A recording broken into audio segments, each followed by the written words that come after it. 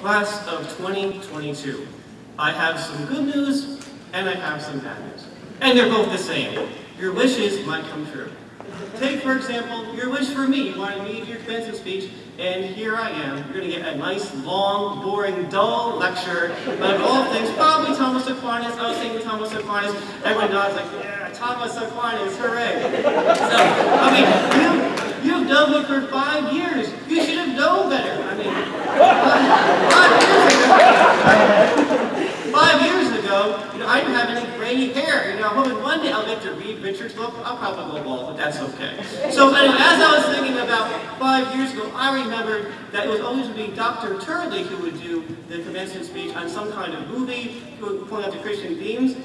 And I thought, he would be here today. Imitation is a serious form of flattery. Let me try that. And I also remember exactly 5 years ago that I tried to get the senior class to get Turley to do the Christian themes of that great movie, Sharknado. So I think I was going to say to tell me later. I don't think I actually tried that. I was like, you know what? I'll give that a whirl. But the problem is, I haven't actually myself, admittedly, seen Sharknado in a very long period of time. And to grant surpass my Sharknado 2s and Louis confused, so that, I don't know, I'll just try to maybe re-watch that movie. But then I'd have to get my lovely wife to watch that movie again. And after forcing her to watch Santa Jaws, which I hope will be our new holiday tradition, and Santa Shark, I could not put her through that. That wasn't going to happen. Yeah, I see all the husbands nod like, yes, you are wise. So what am I going to do? What am I going to do? So I was like, well, okay, I do want to do something Thomas Aquinas. I don't want to put all of you to sleep. So maybe I'll try to bridge the gap between, really exciting movie like Sharknado and dull, I think exciting, Thomas Aquinas. So I'm going to split the difference and do a book, but a non-fiction book, The Never-Ending Story. So what I'm going to do is try to draw out the themes of the never-ending story, particularly when it comes to wishing and what makes us happy. Because that's a big theme also in Thomas Aquinas. So I'm going to do first, go over the Never-Ending Story, the book, not the movie, sorry, disappoints, and then briefly go over 3 Christian themes I find in the Never-Ending Story. So Christian themes, Thomas Aquinas? Well, children's book, is this going to be exciting or boring? Well, let's find out. Bastian Balthazar Bucks. Off his way to school, hates school, so he darts into a bookstore. Wants nothing to do with school. The bookstore owner absolutely does not like children whatsoever. Pulls him aside and says, what are you doing here, kid? Get out of my store. But he doesn't want to go back to school. Why? Because they pick on him because he's fat. So he says, well, fight back. He won't fight back. Why? Because he's a weakling. Well, at least talk back to them. Don't let them keep making fun of you. No, he won't talk back to them. So he calls him a coward. He was like, well, are you good at school? Do you get like all A's or something? No, no. So he says, you are a failure all along the line, a complete failure. Oh, that was super encouraging. But good thing he's distracted by a phone call he has to take. This is back in the day when you have cell phones. He actually moved to go pick up the call. And Ashton sees a book. A book that on it has this gem. This gem of 2 interlocking snakes, one white, one black, biting each other's tail. And then suddenly, something comes over him. He goes and he grabs the book and darts out the door. And now he's walking down the street saying, what am I going to do with myself? I don't know what I'm going to do. I stole this guy's book. I can't go back to my dad. I can't bear the shame of telling my father I stole something from this random guy in the bookstore. I know I don't want to see my father anymore. Maybe he'll just forget about me. And he takes comfort in the fact that maybe he'll run away with the book and his father just couldn't care less about him. So what he decides to do is go into the school attic, hide in there, and read the book. He opens the book and learns about this world called Fantastica. And Fantastica is under attack by this force called the Nothing. And the Nothing truly is nothing. It's not a black hole. It's what you're seeing right now out of your elbows. It's nothing. You behold the nothing, you get vertigo, because you just see absolutely nothing. And why is Fantastica dying? Why is it attacked by the Nothing? Because the childlike empress is ill. She is the source life of all of Fantastica. Remember, she's ill and stuck in her ivory tower. So she goes and summons this boy, Atreyu, to go find a cure for her. Save her, nothing goes away, save Fantastica. And Atreyu learns a few things. He learns that the reason why the childlike empress is sick and ill is because she needs a new name. And only a human can give her a new name. So now where's he going to find a human? So he goes, gets this wonderful luck dragon called Falcor, and they fly to the Southern Oracle, who is the only person, all of Fantastica, who can know where can we find a human, give this person a name. And he goes to a series of gates called the Magic Mirror Gates, and gets completely disoriented, has no idea where he is, but alas, as he beholds in the mirror, Bastion reads a description of himself, sitting in the attic. A fat boy in an attic. Exactly the attic that he's in. And Bastion's like, that can't be. What are the odds of that? What are the odds of there being this exact description? And as Atreyu begins to get lost in the Magic Mirror Gate, Bastion yells at him. Says, no, don't go that way, you'll be lost. And then, in fact, Atreyu responds. Now Bastion's convinced there really is some kind of link between him and the book. He's actually part of the story. And he is determined to save Fantastica. All he has to do is yell out the Empress's name. Give her a new name. Atreyu returns to Childlike Empress, telling her, no, I failed. And in that moment, Bastion himself sees the Childlike Empress. Not a description of her, actually sees her face with his own eyes. And she sees him. And so she tells Atreyu, no, you have not failed. You have brought a human with you. And Atreyu is just very confused. And then Falcor asks, even more confused, why do you need a name? Like, why does it matter that you have a name? To which the Childlike Empress replies, only the right name gives beings and things their reality. A wrong name makes everything unreal. That's what lies do. And so she needs the proper name to be who she truly is, to name reality the way it actually is. And upon this, Bastion is convinced. He goes and he calls her Moonchild. No, not the best name, but you know what? We gave a superhero moon dragon, why not Moonchild, right? So anyway, so he names her Moonchild, and lo and behold, he's sucked into that gem at the top, in front of the book. He goes into Fantastica and he meets her. And if you see the movie, basically, long story short, roll credits, wait for 2 bad sequels, hooray. But now we're only halfway through the book. That's it. Because now the Childlike Empress gives Bastion the same gem that was on the book. And on the back of the gem it just says, do what you wish. Recreate Fantastica however you see fit. You're omnipotent. And so, I said, oh, this is great. The only catch though, every wish you make is going to cost you a memory. It's going to cost you part of who you are to do these wishes. That's okay, he's fine with this. So of course, like every good young boy, he wishes for Grovermon, the many-colored death, which is a giant beast that will kill anything in sight, except for, of course, Bastion himself. So then he wishes, of course, to be handsome. He wants to be handsome. He doesn't want to be weak, he wants to be strong. He doesn't want to be a coward, he wants to be courageous. This is what he wants. So he has achieved all these things, all this greatness that this book owner wouldn't give him credit for. There's only one small problem now. There's no one to impress except for the many-colored death. That's not so great. He wants to be famous. He wants to be known throughout Fantastica as being strong and brave and courageous and good-looking. That's what he wants. So therefore, now this wish comes true. And on his way out, Grovermon gives him Secunda, which is a magical sword. And he tells him, if ever you're in trouble, Secunda will fly into your hand and you'll win every battle. Just never draw it against his will. And then Bastion promises to return to Grovermon, which he, in fact, does not do. But as the book says, that's another story that shall be told another time. So, who does he want to impress? Of course, Atreyu, the hero from the early part of the book. So he wishes for Atreyu to be back and to show Atreyu, look what a great warrior I am. So he has Secunda, this magic sword. He goes on these adventures, and he wins all these battles like it's impossible on because of magic sword. But Atreyu's not super impressed. So Bastion says, I know. I want to be famous not for my bravery, my heroics, and my strength. I want to be famous for my generosity. I want to be called the great benefactor of Fantastica, and will praise how wonderful I am, because I'll fulfill everyone's wishes. Oh, you have a problem? I'll wish it away. You're sad? I wish you'll be happy. That's what he does. He does a wish-fulfilling spree. But Atreyu still is not super impressed. But Atreyu remembers who Bastion really is. He remembers that fat, scared, timid boy.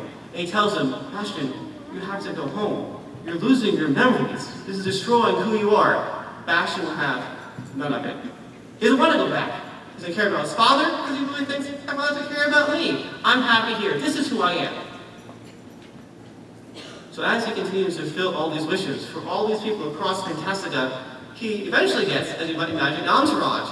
People from all around Fantastica are now following him with petitions, please fulfill my wish, don't fulfill my wish. And eventually, Bash is kind of bored of making everyone else happy.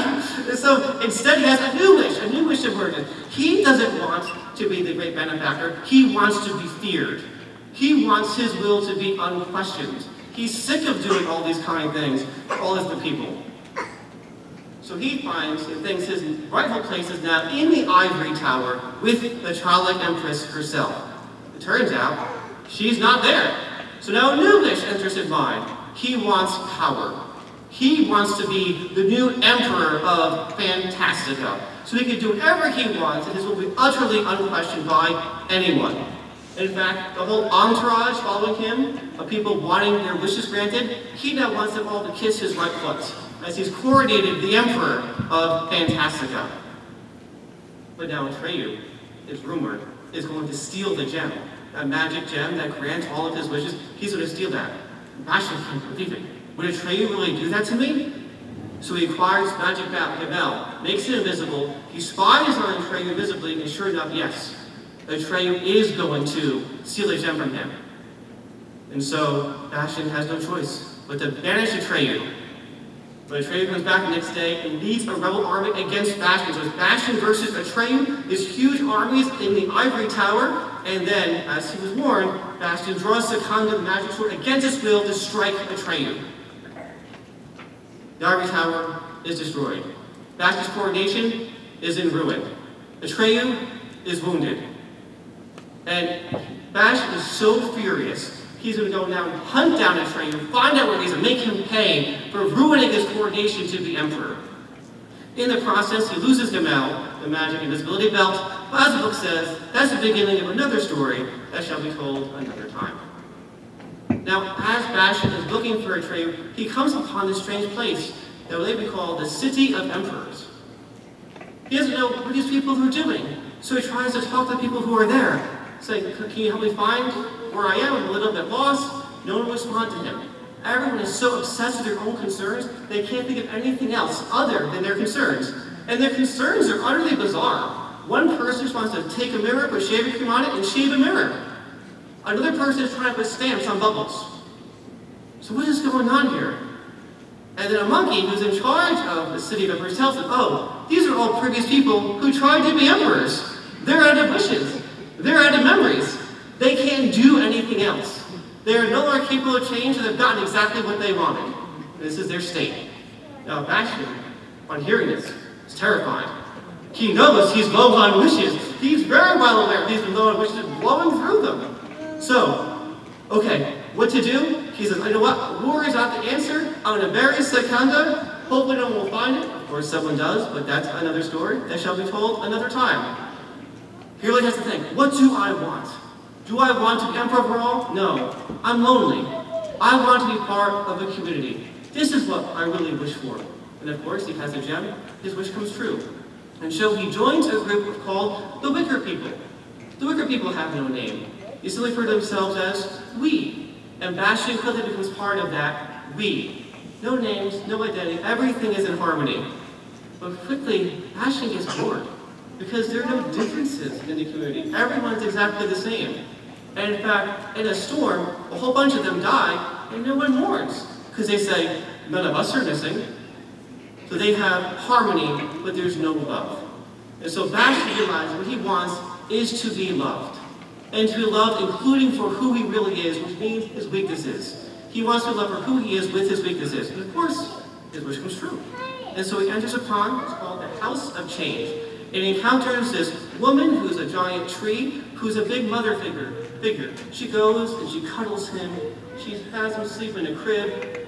He cries in her arms. She always feeds him from her body, just like a mother. She grows fruit and it feeds him. And eventually she tells him, the way past this, you have to find the water of life. That's the only way out of Fantastica. That's the only thing that can really save you. And as Bastion is over himself, he realizes he has less need for her. And another wish emerges. Not simply to be loved, but to love. He realizes he was incapable of loving. And now he has but one wish left. And there is a problem. Because you cannot simply love in general, you don't love the masses or something, you have to love a particular person. And he has only one memory left, that of his own name. But he has a help, again. He goes to the land of dreams, and for who knows how long, is in pitch black, looking for pictures of someone to love. He can't tell how much time has passed. Eventually, his last wish, he wishes to love this person in this picture. So giving up his own name, his last memory, he has a picture of his father. And so at last, completely disoriented, no memories whatsoever, doesn't even know his own name, he wants to love his father. Atreyu catches up with him. He surrenders the gem, not even really knowing what it is anymore, because again, he has no memory of anything. And then as soon as he puts the gem on the ground, he goes into it. And he finds, indeed, the water of life. And then, as the book says, he must give up everything he had gained to go into the water of life. It says, a strong, handsome, fearless hero became again the small, fat, timid boy. And as he goes into, immersed into the water of life and partakes of it, it says, he was newborn. And the best part of it was, he was now the very person he wanted to be. If he had been free to choose, he would have chosen to be no one else. Because now he knew that there were thousands and thousands of forms of joy in the world, but they were all essentially one and the same. Namely, the joy of being able to love. So what I want to do, there are many Christian themes, obviously, that came out of this. I want to just briefly hit upon three of them. The first is going to be hell, or Gehenna. Because, as you probably know, our Lord and God and Savior describes Gehenna as a place of weeping and gnashing of teeth, which is a classical image of insanity. And you can see that exactly in the City of Emperors. What happens when we chase false desires? What happens when emptiness consumes us? We go insane. We don't gain our identity, we lose it. We can become unable to escape it. We would lose the capacity to escape that which has consumed us because we've given ourselves over to it. We surrender to it. And so now we've lost our minds. But the book also had already hinted at the corrective for this with a childlike empress. To rightly name reality. That is the way to avoid false desires. That's the way to avoid losing yourself. A second theme I want to touch upon is, of course, baptism. Classically, baptism had that one with two phases. An earlier phase called purification, and only then illumination. And you see purification all throughout the book, as Bastian is striving and striving and striving to find out, what do I really desire? How do I purify my desires to find out, what do I actually want? And only then he can go into the baptismal waters and enter into new life. He's born again. The book almost explicitly says that. He's born again into new life as touching upon the baptismal waters. To do what? This is my third and final thing I'll say. To have the motif of the prodigal son. He enters into baptism to do what? To return to the Father. That's what he really wants. He wants to love his Father. Because that's how we're made. We really want to love each other and to love God. That's what we desire, because we're made in God's image. And it's the exact kind of love Christ shows us. Because the Bible tells us, to use a fancy Greek word, kenosis, a self-emptying love. We empty ourselves. The very kind of self-emptying love Bastian shows, he gives up everything, including his very own name, to go love his Father. He completely effaces himself for love. So, class of 2022, like Bastian, I hope all of your wishes are fulfilled. But I also hope you realize, as Bastian did, that every fulfilled wish comes at a cost, because it will ask of something of your very self. And so most importantly, I hope that you may always wish wisely. For each of you, that's another story, your story, that shall be told another time. For now, I think I speak on behalf of all of us here when I say, we wish you well. God bless.